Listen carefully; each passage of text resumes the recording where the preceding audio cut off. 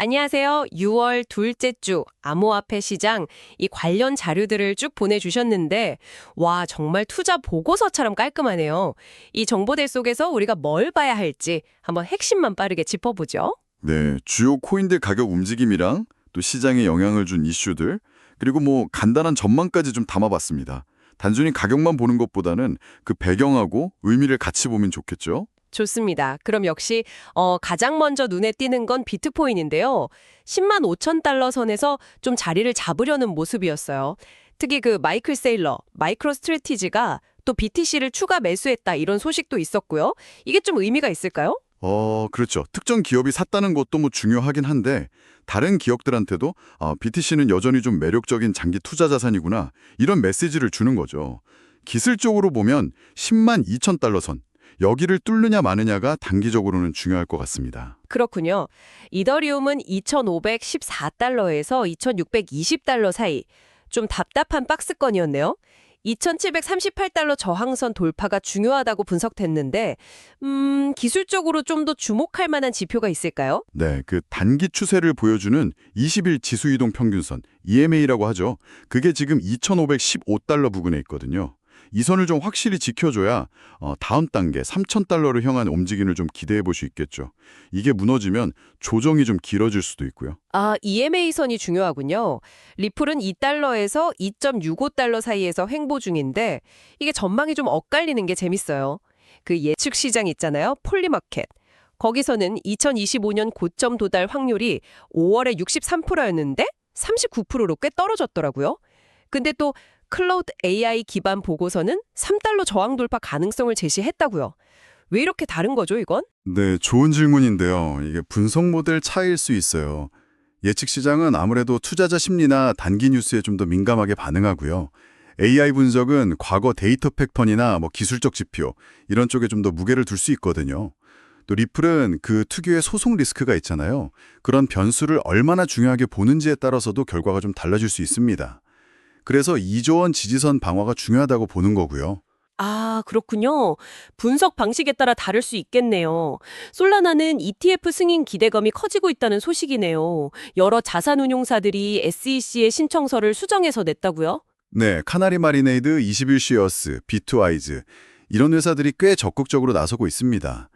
다만 SEC는 여전히 좀 신중한 입장이라서 승인 여부는 아직 불확실합니다. 이게 승인되면 솔라나한테는 큰 호재겠지만 지연되거나 거절될 가능성도 염두에 둬야죠. 네, 그렇죠. 그 외에 파이코인 같은 신규 프로젝트도 언급됐는데 기술적으로는 0.85 넘으면 더 오를 수 있지만 도메인 문제라든지 다른 AI 밈코인 쪽으로 관심이 쏠릴 위험도 있다고요. 펄트코인. 이런 솔라나 기반 밈코인지기도 잠깐 나왔고요. 이런 건 진짜 변동성이 엄청 크겠네요. 맞습니다. 그런 개별 코인들 움직임도 있는데 또 시장 전체에 영향을 주는 거시적인 이슈들도 좀 봐야겠죠. 런던에서 미중 고위급 무역 협상이 있었는데 일단 시장에 큰 파장은 없었어요. 단기적으로 약간 변동성은 있었지만 대체로 좀 지켜보는 분위기였죠. 그렇군요. 근데 또 긍정적인 소식도 있었어요. 그 스테이블 코인 USDC 발행사 서클, 여기가 성공적으로 IPO를 마쳤고 제미니 거래소도 IPO를 준비 중이다. 이런 건 좀 시장에 활력을 주는 것 같아요. 정확합니다. 이런 움직임은 이제 암호화폐 시장으로 제도권 자금이 더 들어올 수 있겠구나 이런 기대감을 높여주죠. 특히 그 일본 호텔 개발사 메타플래넷 발표는 진짜 놀라웠습니다. 비트코인 총 발행량의 1%나 되는 21만 개를 보유하겠다니 이 소식에 주가가 무려 8,850%나 폭등했다고 하니까요. 시장 기대가 얼마나 큰지 알 수 있죠. 와, 8,850%요? 와, 진짜 엄청나네요. 이런 기관들 움직임 말고 미국 정부 차원에서도 뭔가 움직임이 있었죠. 그 전략 비트코인 리저브 프로그램이요? 아, 네. 지난 3월에 트럼프 전 대통령 행정명령으로 시작된 건데요. 몰수한 BTC를 국가 차원에서 비축하고 솔라나나 리플 같은 다른 코인들도 포함하는 내용입니다. 국가가 직접 주요 암호화폐를 약간 전략자산처럼 관리한다. 이런 점에서 시장에는 좀 긍정적인 신호로 해석되고 있습니다. 자, 그럼 한번 정리를 좀 해볼까요? 비트코인이랑 이더리움은 지금은 좀 박스권이지만 기술적으로 돌파 가능성을 보고 있고, 솔라나는 ETF 승인이라는 큰 변수가 있고요. 리플은 2달러 지지선이 중요하고, 파이코인 같은 경우는 기대도 크지만 위험도 큰 상황. 이렇게 볼 수 있겠네요. 네, 맞아요.